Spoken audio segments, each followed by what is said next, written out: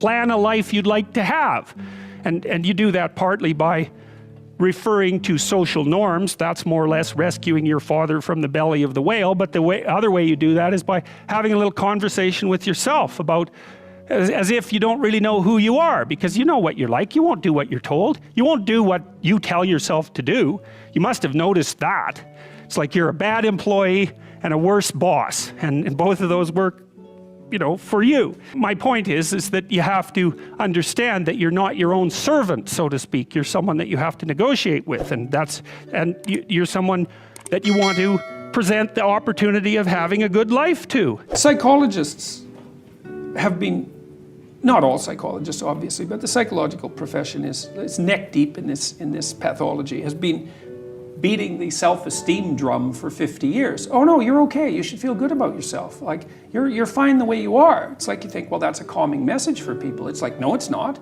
It's not at all. And I watch my audiences, it's like, it's full of people in the audience who think, I'm suffering a lot more than I think is tenable. A whole bunch of it's my fault. My life is not in the order it should be. I know I'm doing 50 things wrong. It's like, what the hell's wrong with me? What's wrong with the people around me? This is really serious. And some, you know, well-meaning person comes up and says, well, you're okay just the way you are. It's like, no one wants that message. It's like, no, I'm not okay the way I am.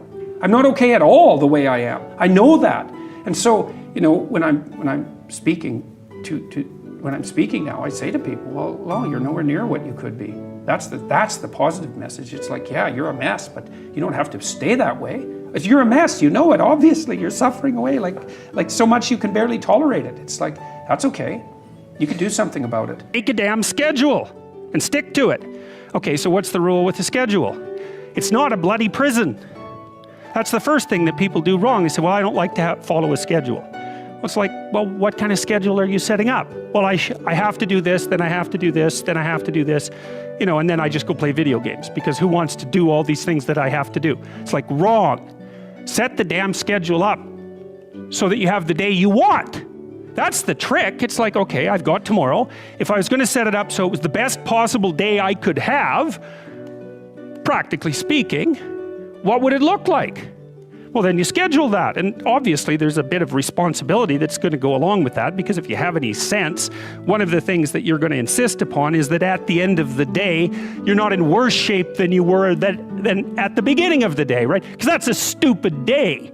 If you have a bunch of those in a row, you just dig, you know, you dig yourself a hole and then you bury yourself in it. It's like, sorry, that's just not a good strategy. If you configure your life so that what you are genuinely doing is aiming at the highest possible good, then the things that you need to survive and to thrive on a day-to-day basis will deliver themselves to you.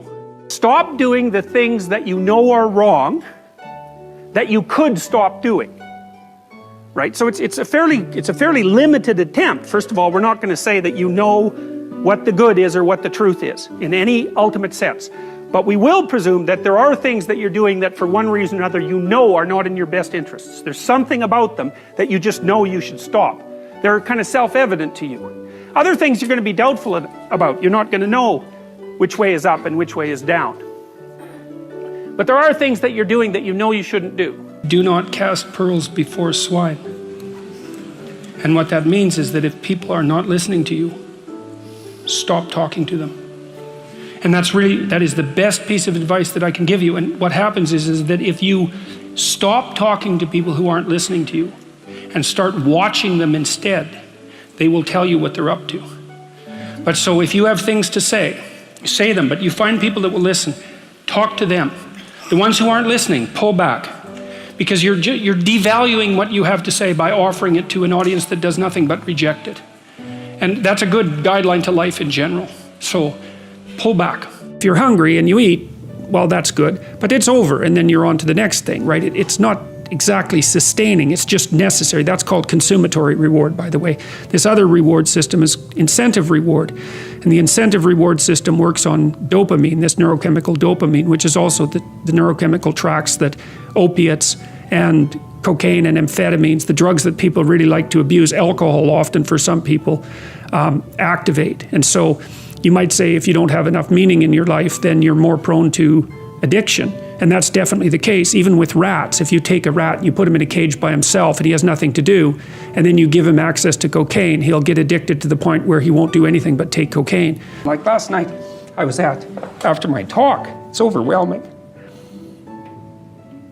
I usually think about these things, but I was after my talk last night, and so all these people line up, and they have their 15 seconds with me, and they're kind of tentative. They're excited and attentive when they come up to talk to me, and then they have 15 seconds of time to tell me something. I'm really listening to them, and they're hesitant about whether or not to share the good news about their life, and I think it's often because when people share good news about their life, people don't necessarily respond positively.